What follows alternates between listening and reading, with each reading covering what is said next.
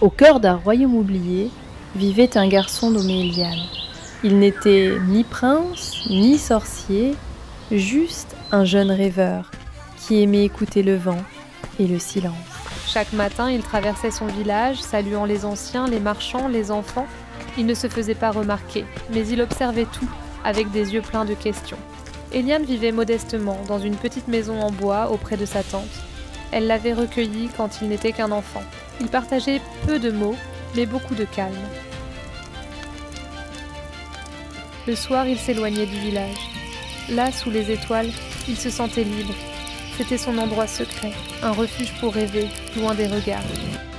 Eliane n'était pas le plus fort ni le plus rapide, mais il avait le sens du geste juste. Il aidait sans attendre de merci, simplement avec le cœur.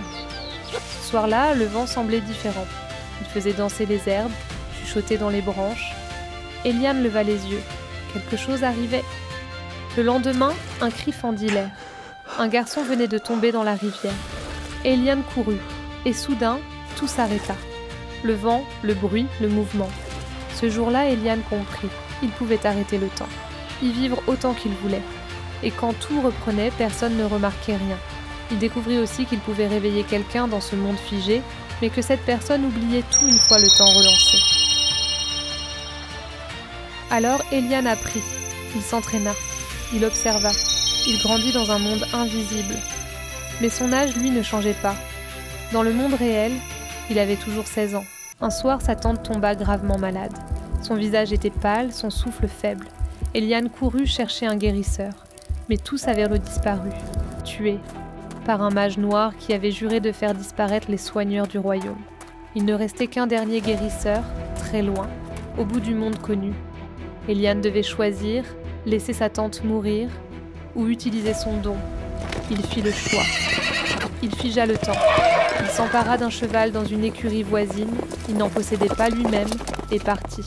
Son voyage dura une année entière. Il traversa des forêts sombres, des montagnes glacées, des villages oubliés. Il sauva des enfants d'un incendie. Il sauva un animal attaqué par des bêtes sauvages.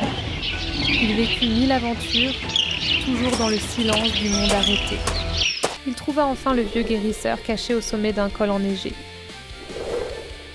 Le guérisseur monte à cheval et suit le jeune garçon. Il le ramène au village, toujours dans le monde figé. Le guérisseur soigna sa tante. Et Eliane relança le temps. Il ne s'était écoulé que 5 secondes. Une fois la tante sauvée, Eliane raccompagna le vieux guérisseur sur le chemin du retour. Ensemble, ils traversèrent les forêts enneigées et les vallées gelées. Sur leur route, ils tombèrent sur le mage noir, recroquevillé contre un arbre, le visage blême et le souffle court. La maladie l'avait terrassé. Il leva les yeux vers eux, remplis de désespoir, et supplia « Guérisseur, sauve-moi ».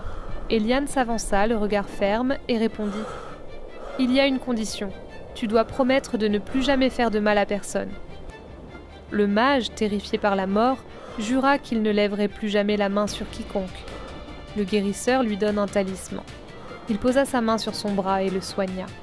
Ainsi, le mage noir, redevenu un homme ordinaire, partit loin du village, tandis qu'Eliane comprit que la vraie force n'était pas dans le pouvoir mais dans le pardon et la justice. Alors que le mage disparaissait dans la forêt, Eliane sentit un étrange apaisement l'envahir. Il comprit que même le plus sombre des cœurs pouvait changer si on lui tendait la main au bon moment. Le guérisseur posa sa main sur l'épaule du garçon et dit « Tu as fait plus que sauver ta tante, Eliane.